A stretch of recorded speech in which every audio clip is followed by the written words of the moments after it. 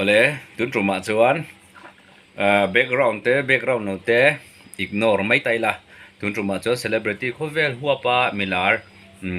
unclean celebrity an tiang chi toite te in kan han soi donani le amma sabera chuan Megan Fox hinita sela Megan Fox hi ani hian toilet a flash ngai lo anti ve thungani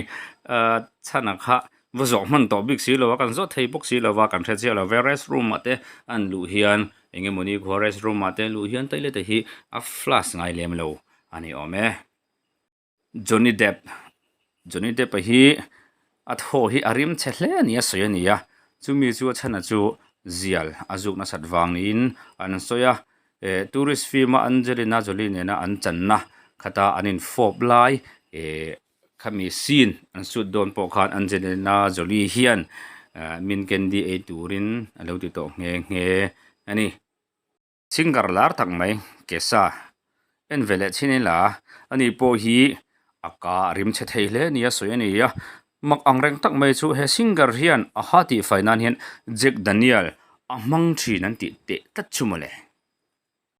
mitam tak hian lusuk hi kan lu pe vak lo ni mela hei ente u robot petin sona po hian lusuk hi a pe vak lo lusuk lama hian a pacheve hle maya kar ni chung te hian lu hi sumang lo hian zuk om thea chuta chona lu te nge morim rim nge mo thil thi thina dekha arim che theilu tuk nia soi ani bokani ni hi nangdai ve tak chu ni ome le Miley Cyrus en ve thinila ani ve thung hi in chung che te hi a pe hian a pe lo bur thunga uite vularan che sang te po avula zun le ek te po a in chunga han thla da ve mai ani oma chuta chon then po hi atum lem lowa an hing vel deuh rem rum thin mai ani ome in chung che te hi a pe lo bur ani Miley Cyrus hian a then chon an soi ur deuh nge kan thra chelova a hua hate anti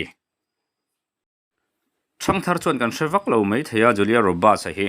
tun mai ro chuan lar takania tuna alar lo vek an tin ani lowa ani hi meichhia chelo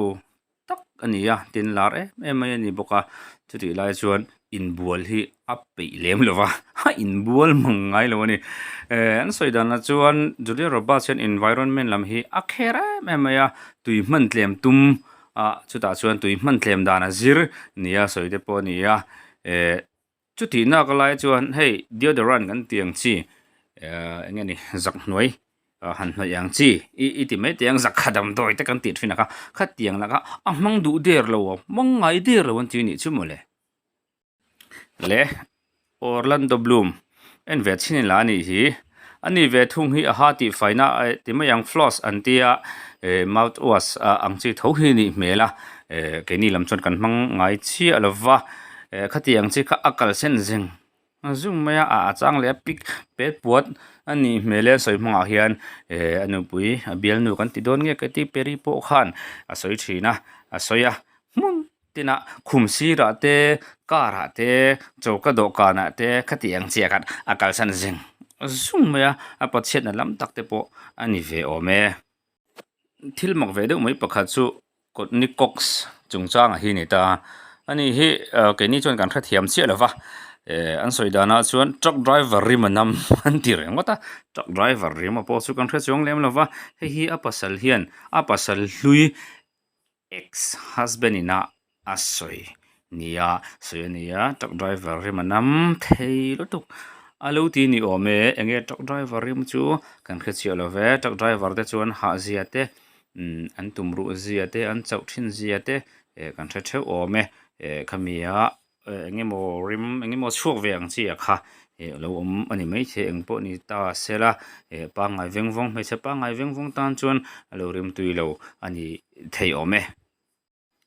Britney Spears hi alang ve deuh zi hen ka hремaya ani po hi tho hi arim chhia engni ok han soyang hei mezial an han zuwa tu te ne mo mezial an han zuwa nu an mezial zuk rim lanam si mezial thar ni si lo mezial bungrim kan ti don nge katilaya an ka mezial chambang lo om ang chia kha khatiang rim kha Britney hian annam an ti te ta chumale hei kan thra thiam in ka reng min me zealand han zuwa ta chot an rim alo sia an zuk tir ni lo an hnuwa rim an ka la cham bang ang chi khami rim chetak maya kha khatiang kha britney hian anam tlate anti picture le Zac Efron en ve thungang ei po hi ama kan se Julia Roberts ang tho khan in bul hi angai na lem lowa chula te vak lo po di mai the ma se ti dan te hi kan enton mai don nge po chu hriat che lo ni hi classic light te chuan le enton a chak om ve mai thei baby web sian a intro fai mai thin che ol sam thiam ve khop mai classica chuan an practice ve mai don e mani le o Christina Aguilera ani po hi che dang dai ve thei tang mai hi ani ome toilet hei restroom kan tiang chi khatiang khan vakala awazung nge khatiang chi khan akut te po ron sil fai ngai lem lo wa ti khan aron tlang ve me tin mai arim tui lem lo arim cheve ve an tia chu tiang nia soi chu nia nia ke mani rama hi chuan toilet ate kan han kalami pa te po kan han zunga me che te po kan ni mai theya ka hre chi lo wa khata khan kutte kan han sil thina mun danga chuan lo la serious view ani mai theya kut sil lo kha kan tam ta ni kai ni po ani po hian awa kal khan kut kha ron sil fai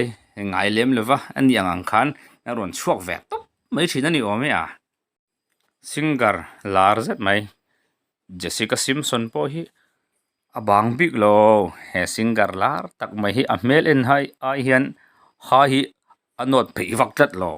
kar khata hian voi thum bak anot ngai lo reng renga voi thum no tlin lo po nei nual nia soi ania ata chon ka ha hi awar thathawa no vak po ngai lo anal mai ka tinal vel mai te hi ati thine an tia lom hei chu kan hravek mai ome Brad Pitt Troya khana chang tu pa ni khan kan ria then chon Orlando Bloom zo kha lom le chang tu pa sok le ti te pon oma khati lai kha chu kai ni ron soi vak tur ani lem lova ani po hi in bol hi peilu tuk lo ve de wa in bol man lo chang po hian baby web sian in su mai thina ol sam phiana ke ni te po hen han practice ta hila classic vela kan in bol hre lu tuk te kha in bol kan ti dur te hi kan pumpel thei mai lawang mo chuti lai chuan patlinga pumpa baby wipe sa hanin sufai dap tur chuan a hek ve par viawin arin oma anin hruk chhung khan vain bual tai la hun kan du tlem zok angem ti te po chu ngai tuan na om tho mai in bual pe lo chuan lama a hmang po ani ma na le kan hriat pui to box si lova